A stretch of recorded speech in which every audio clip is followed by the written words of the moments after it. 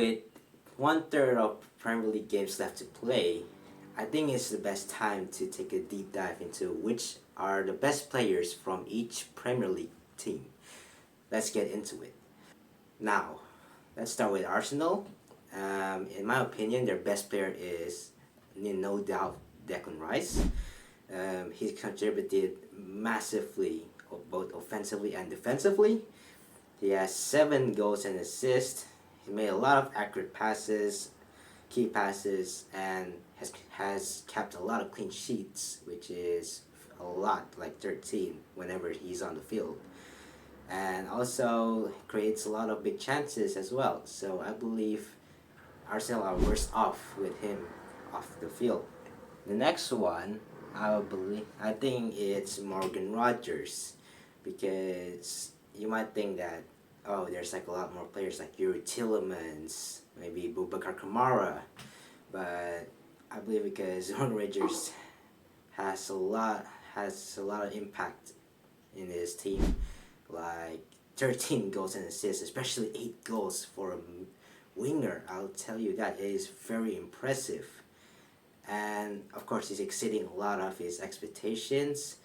And he also started every game for Villa, and that is pretty impressive. So he has barely had any injuries in his whole career in Villa. And of course, he's not afraid to take a lot of shots, although his conversion rate could be a bit improved. But he also had to take care that he also lost a lot of possessions whenever he has the ball. But I believe his impact and productivity on the field makes him one of Villa's, if not the best player in their current team. Next up is Bournemouth, and I'm gonna pick Marcus Senesi. Of course, you could say Evan Nielsen or Junior Krupi, but I believe even with the lack of clean sheets that Bournemouth have this season, Marcus Senesi contributed a lot in the defense. Like, he has like a lot of tackles, interceptions, and clearances, and also block shots, which means he's very active in the defense. But he's also not afraid to go forward. As you can see, he has 4 assists as a center back. Like, even though he's a left-sided center back, and does move forward, it is still impressive. So I believe that big teams are probably gonna take a look on him, and you might see him leave Bournemouth at the end of the season. Now let's take a look at Brentford. Now, without a doubt, their best player is Igor Thiago.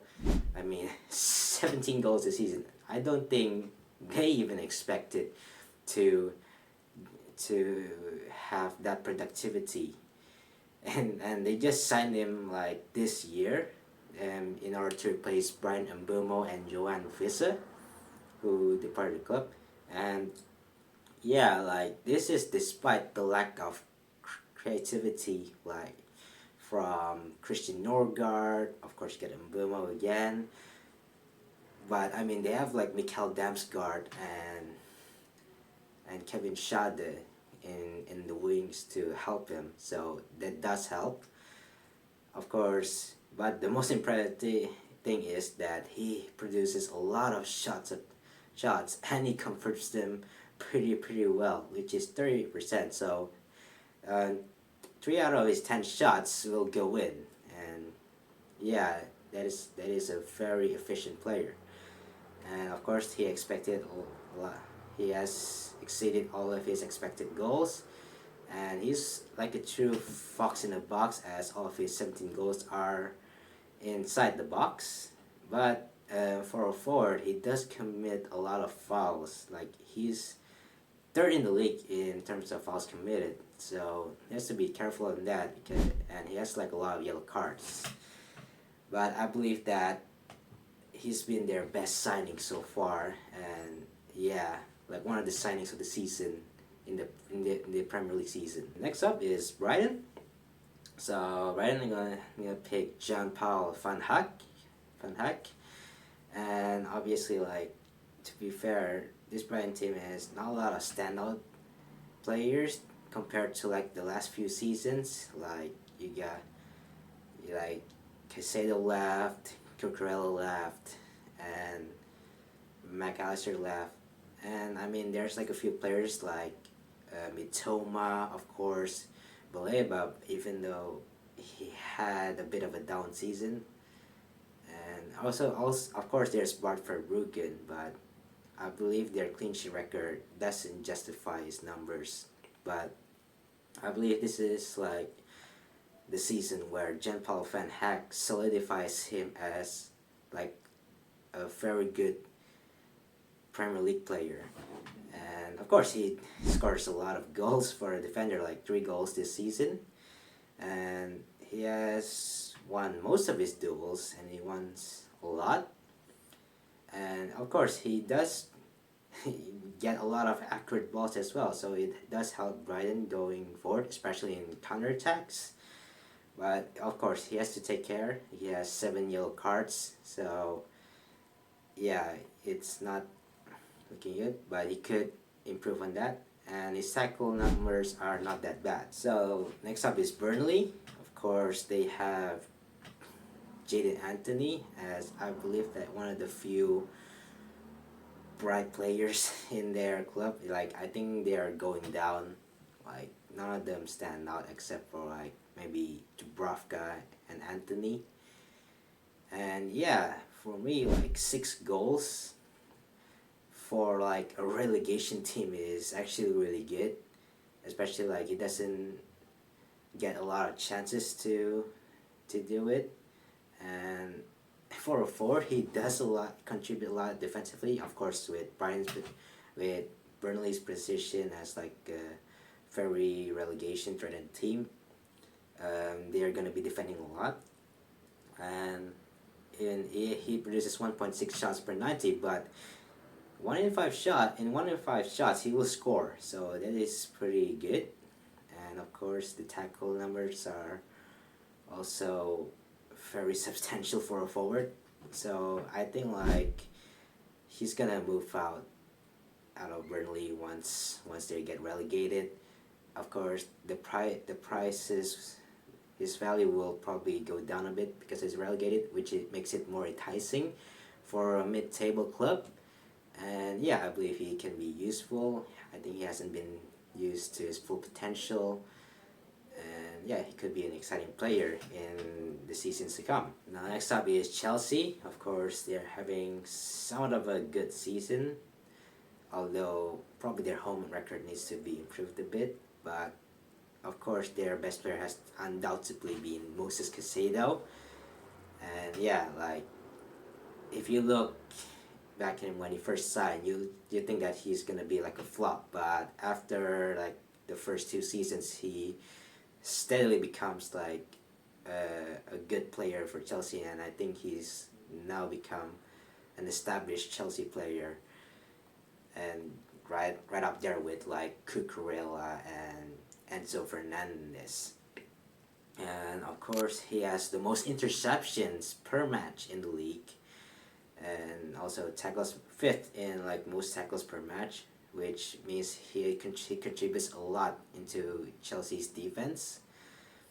Of course, he's not only good defensively, he's also good in progressing the ball, as he has a lot of accurate passes as well. Of course, since he's a CDM, he also wants a lot of duels as well. 60% is not that bad, but he does need to be a bit careful. He has already accumulated 8 yellows and 1 red. But I mean, that's what you have to expect with a player that contributes a lot to the defense. But overall, like I think like with him on the field, Chelsea becomes a much better team. It's just probably like they need more attacking output in their players, especially from like Palmer. Even though he's very good, he hasn't been up to par from like last season. So I believe that when their attacking core starts to get their things together, I believe there will be a very dangerous team moving forward. Next up is Crystal Palace. Of course, this season they have been raided massively. Like, of course, 2 seasons ago. Michael Olise was sold to Bayern. Then before this season they sold Eze to Arsenal, and yeah, like their their trio has now become like just one player, and even John Philip Mateta isn't having a good season. And like of course he just had a failed move to AC Milan, which probably means he won't be playing a key part in for Palace in the rest of the season. But I believe like other than Dean Henderson and Munoz, Adam Wharton has undoubtedly been like the best player. Of course, he plays a key part in their progression and attacking wise. He has created a lot of big chances as well, and also defensively as well. But he already has 2 red cards, and he has to take care. Had to be slightly less aggressive. He just need to be careful on like the challenges he does. I mean, he's still very young, so I don't blame him from that. But that's something that where he could improve on, and I believe he will. And he's probably gonna be like a regular or at least a starter for England in the future. And obviously, like with the seasons, with how Palace season's going, they might be in a relegation battle without him. Next up is Everton. Of course, they have been a very normal season so far. Like they are not relegation candidates, uh, uh, unlike like the last few seasons. And I believe their recruitment in the last few years helped that, especially with the addition of Jack Grealish. And of course, they have like defensive style stalwarts with like Jared Brantwaite, and also Pickford is still in goal, so that helps a bit. But I believe the signing of James Garner from 2 or 3 seasons ago, um, it has been like their best signing so far. And yeah, I believe James Garner is their best player in this season, as he has won a lot of duels, 62% to be exact. Committed a lot of accurate tackles as well, and he's not afraid to create big chances as well. Interceptions, he does it a lot as well, and of course, the main thing about a great player is their availability, and he has started every game for Everton, and that's very a key thing in keeping Everton into being a mid-table club rather than a relegation battle club. So I believe Everton's future is looking bright, especially after they have finished building their new stadium, I think like last year. So they don't need to think about the financial repercussions of that, and they now can start thinking about building the squad, especially with that extra revenue from that new stadium. Next up is Fulham, and of course Fulham, they've been having a very good season. Like I would say like they're having surprise results against the Big Six, and I would say Harry Wilson is having one of his best seasons so far. Like 8 goals and 4 assists. That is very good. Like this is the type of he's like one of those streets will never forget players, and I believe he fits in that archetype. And of course, he has 3 goals from outside the box. Like if you look at like his goal goal reviews, and what his goals are very good, and I believe like every time you see him, he somehow always scores a banger, especially when you give him some space on his left foot. He will curl it into the goal. And yeah, but he has to take care. He has 6 yellow cards, and but of course he's a set piece specialist for Fulham, and he's undoubtedly been their best player so far. Now, for Leeds, of course, like they have been a very good season. Like I think everyone kind of expected for them to be in a relegation battle. Like I mean, they still are, but they are in a very comfortable position than they're expected. And I believe you got keepers like Calvert Lewin scoring like 11 goals, and yeah, they made like a lot of good signings. And I believe Anton Stock is like one of them, and yeah, he contributes a lot both defensively and attacking wise as well. Like he has a lot of key passes, a lot of tackles, and yeah, he has created a lot of big chances. And surprisingly, for a CDM, he has 6 goals and assists. And yeah, he can. He has to also think that he also is a free kick specialist.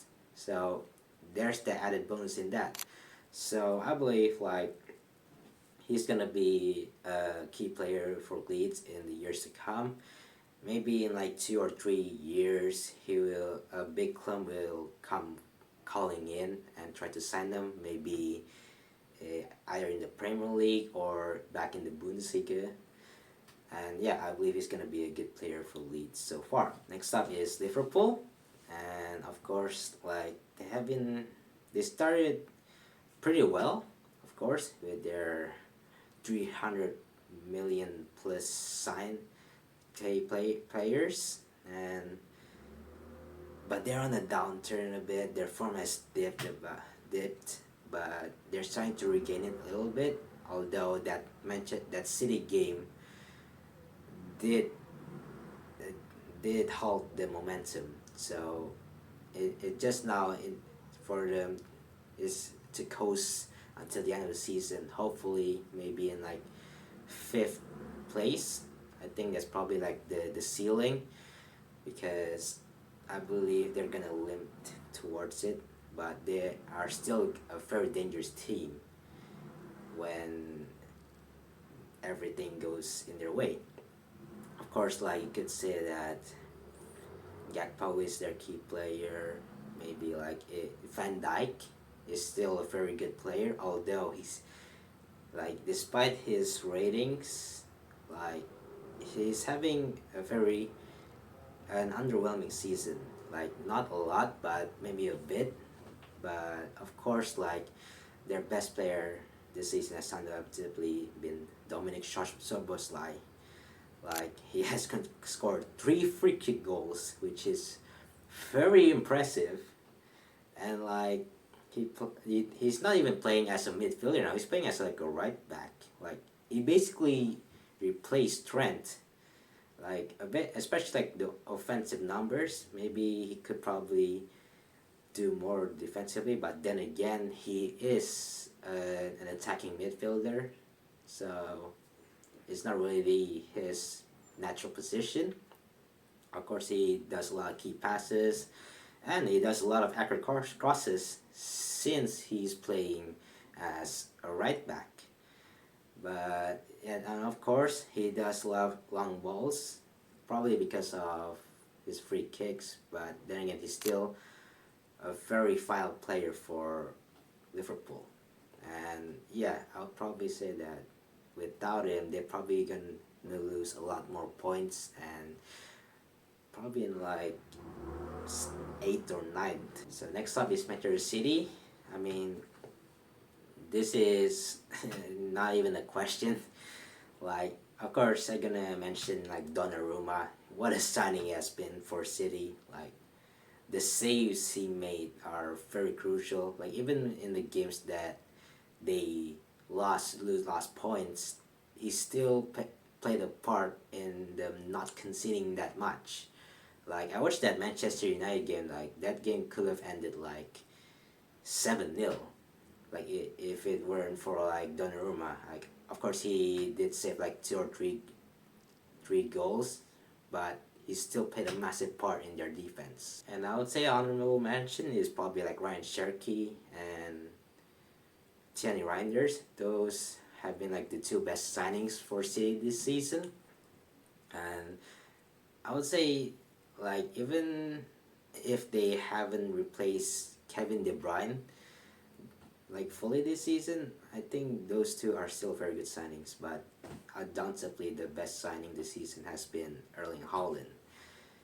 And yeah, 22 goals and 6 assists. He's been the Premier League's best, somewhat like one of the best players so far. And his conversion rate is really, really good. Scoring every 98 minutes, that is no mean feat as well. And he's still able to create chances on his own. And yeah, I think he's on course to win the Golden Boot unless Igor Thiago does something unbelievable. But yeah, like in the video games, he is a cheat code. Next up is Manchester United. Of course, we had a very up and down season, and yeah, it started off a bit well, but then our form dipped a bit, and then of course Ruben Amorim was sacked. But then we brought in Michael Carrick, and yeah, he has been sensational. And I believe that Manchester United are probably gonna finish strong, maybe in the just in third or fourth this season, and maybe with an outside chance of winning the title. But I don't think that's realistic. Of course, you got Brian Mbeumo contributing a lot of goals. Maybe Senny Lamens, and although he doesn't have a lot of clean sheets, he does make a lot of saves. But I believe that undoubtedly the best Premier League player this season is Bruno Fernandes. Of course, 18 goals and assists this season with 12 assists so far. And yeah, remember, this is just half. We have maybe 12 or 13 games left to play, and he might be on course to break that record, and he only needs 8 more to equal the record, and nine to break it, which has been set by Kevin De Bruyne and Thierry Henry. And yeah, of course he has a lot of key passes, which he has the most, actually 3.53, and he has created the most big chances, which is 18.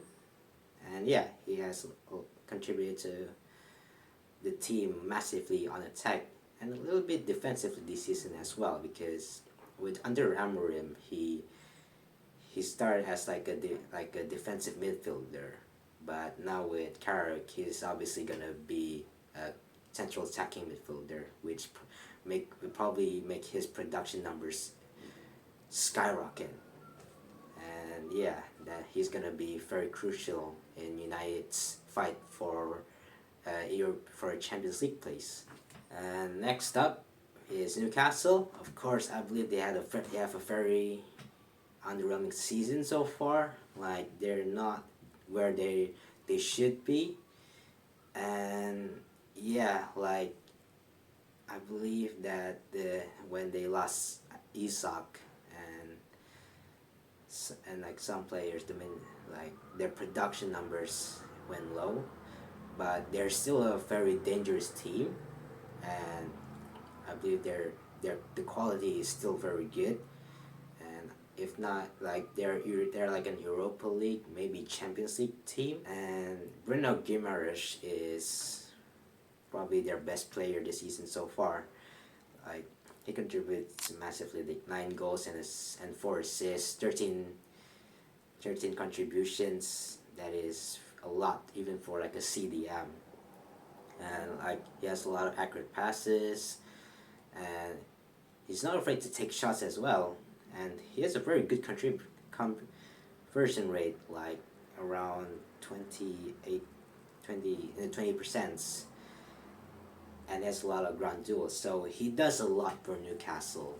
And yeah, I believe without him, they'll be worse. In fact, there's a stat where every time he doesn't play, Newcastle haven't won without him since he signed. So Bruno Guimaraes has contributed a lot. to Newcastle. Next up is Nottingham Forest. Now, of course, like they're having a very underwhelming season. Like they were basically in Europe last season, and like I don't know what happened. Like now they're in their just had their fourth manager this season. Like they still have like the key players like Morgan Gibbs White, uh, Murillo, and so on. Of course, Matt Sells was injured, but they got Ortega, so they're fine. But yeah, I think this is more of like the ownership problem rather than like the management problem, because like going through four managers in a season is not really that stable. Like you need at least like a few games in order to stabilize yourself, and unfortunately for Nottingham, they haven't got that much stability, and that impacted their performances this season, and they might get relegated. But of course, their best player has to be Elliot Anderson. Like he's the one that that keeps them afloat from like being in like the relegation zone. Like yeah, he produces a lot of accurate passes. Once wins a lot of duels, both defensively and attacking wise. And he has played every minute so far, so his stamina is unbelievable. Also does a lot of tackles, and yeah, of course, like with his influence, he's also had the most possession lost in the league.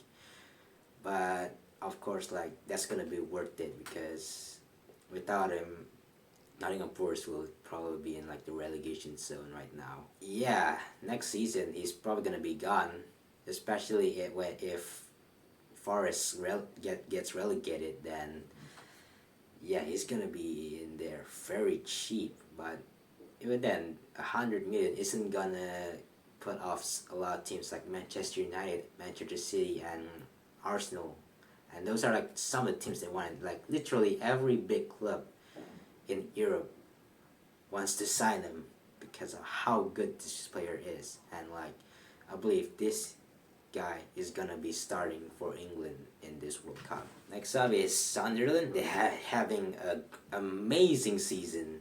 Like everyone expected for them to be maybe dead last, although they would probably be Brentford because of their coaching change, but they're probably one of like the favorites to be relegated.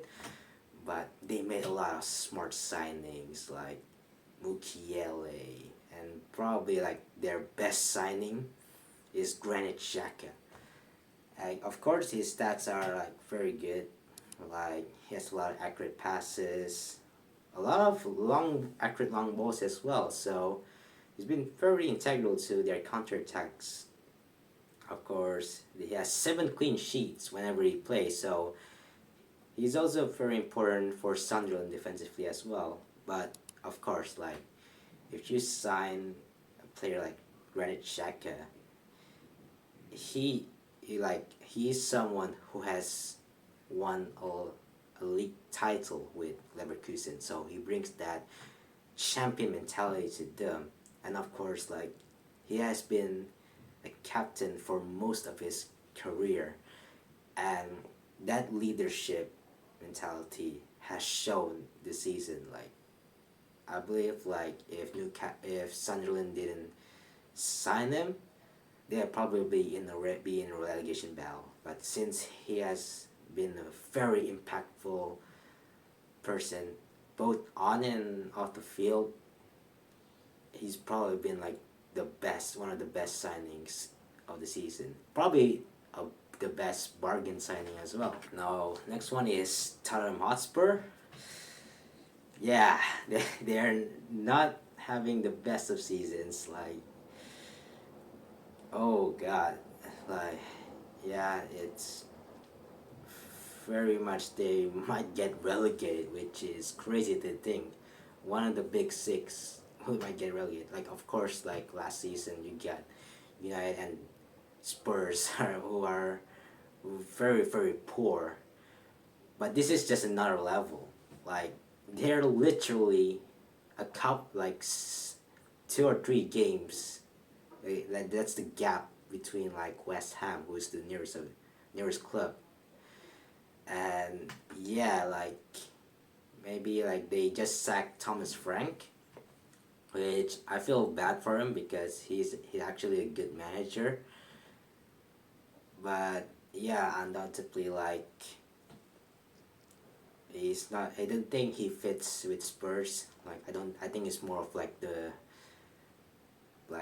ownership one problem because he's a very good manager, but he does hasn't been given the support. Not before. There's Mickey Van de Ven, and like of course like Christian Romero, but oh my god, like a lot of red cards that has hampered their season so far, and like of course injury plays a lot in like making Tottenham look bad. Like of course Madison is out for the season, Kulusevski is out for the season, and of course they just sold Son like at the start of the season.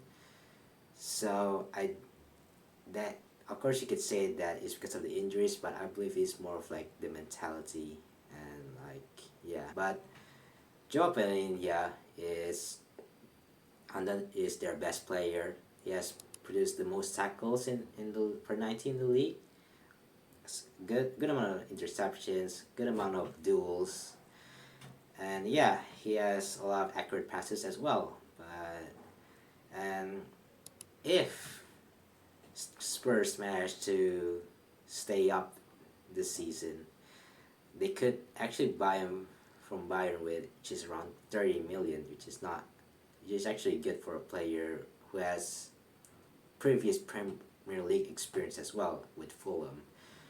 And yeah, I believe that they could be worse off without him. Next up is West Ham. Of course, the first half of the season was very poor, and yeah, like I don't know what happened.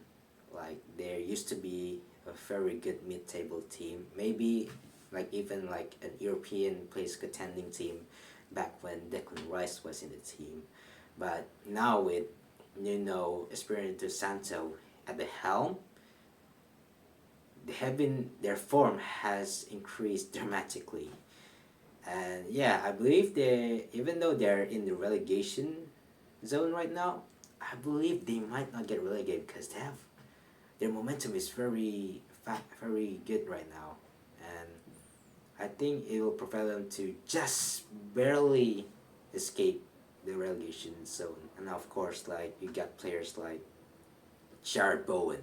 Like despite him having a bit of a down season, he still made a lot of contributions in the field and of course off the field since he's like the captain of West Ham.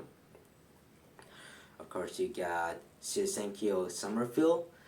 Of course, like he's a very creative player with all those dribbles and the crosses are very accurate as well. But of course, their best player has undoubtedly been Matheus Fernandes, and he's been very consistent and both defensively and creatively as well, as he made a lot of tackles, accurate long balls as well, since West Ham is a very direct team. Of course, he had good amount of accurate passes as well, and also provided a lot of goals and assists. But it's though his creativity and those like they have been integral to West Ham's resurgence this season.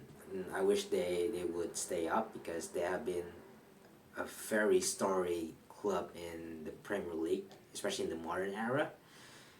And yeah, I believe this is like their best signing of the season. Now, finally, we're gonna talk about Wolves.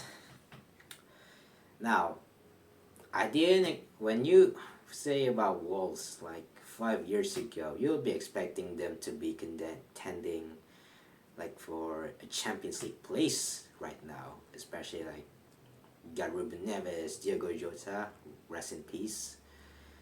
And yeah, those players are very, very good, but now it's just a far cry from what the Wolves of like 2020 and 2026 right now is, like one of their worst seasons ever. But yeah, this is they're basically already relegated. Even like if you look at the transfer window and the manager change, they're already preparing for a championship season. Probably because of that preparation, they might go up instantly the next season, maybe two, depending on how long they want to rebuild before going back. Especially like with the parachute payments they're gonna get in the Premier League. And yeah, but there's not a lot of players that stand out. Like Jose Sa has been very underwhelming. Hwang Hee-chan also. Hugo Bueno, he's been pretty decent. And I would say Matthias Mane, like even if the stats doesn't show it, he showed a bit of glimpse of quality, and his story is very good, like from non-league to basically the top of the English pyramid. But yeah, I believe he's gonna be picked up by uh, maybe a mid-table club, since he's gonna be very cheap. But I think that their best player is probably gonna be Joao Gomez, and yeah, he's contributed a lot defensively, and like especially in tackles, interceptions, and total duels. Although he does commit a lot of fouls, he actually made the most fouls in the league, but I think it's probably just due to like how Wolves are playing. Like if you're gonna be defending a lot, then you're gonna commit a lot of fouls. So yeah, but this like Joe Gomez is probably gonna get picked up by like maybe a mid-table club who, or maybe like a big club, and I would probably say he'll probably gonna be bought by a club who's going to be like an European spot contender, and yeah, because the Wolves are gonna get relegated, he's probably gonna come a bit cheaper than his price is gonna be. So yeah, that's about it for Wolves. So yeah, if you like the video, don't forget to click the like button. Press the subscribe button as well if you want to see more of these videos. This is the first video of my channel, and I'll probably be doing it for like once per every week. And it's not just gonna be football. We're gonna talk about like basketball, Formula One, and other sports that are gonna be very interesting. And it's not just like analysis. There's gonna be like stories and so on. So yeah, thank you, and see you next time.